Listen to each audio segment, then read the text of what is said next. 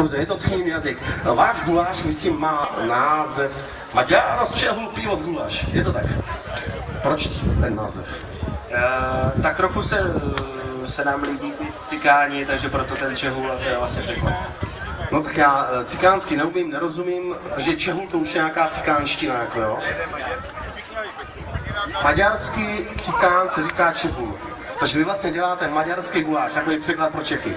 Ano, přesně tak.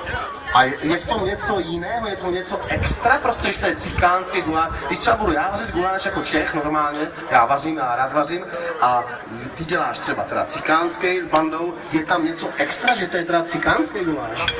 A vlastně kromě toho českého masa je to celý maďarský, protože tady kolega, kamarád Krasty, ten vlastně tady žil, narodil se tam, vychovával ho typický Maďar a on se tam naučil vařit i s tou zeleninou, která tam patří. Hele, dobrý, takže ty jsi byl v tom Maďarsku, ty? Tak pojď sem teda, hele, on to na tebe prásk, já musím říct jedno. Já mám rád dobré jídlo, je mi jedno odkud je, jo? Ale musím si, prosím tě, hele, řekni nám něco tou krásnou maďarskou řečí.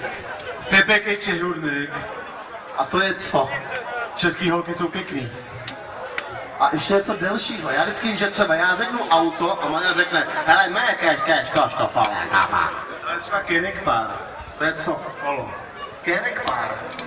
Tak to je hezky. Takže já vám přeju, pánové. Vyzišiklo. Vyzišiklo, nevím. To je užovka. Užovka je vyzišiklo.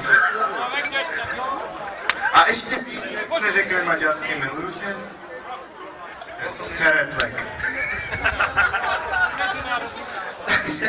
Takže to bylo v stanoviště číslo 7. Takže, paráda, já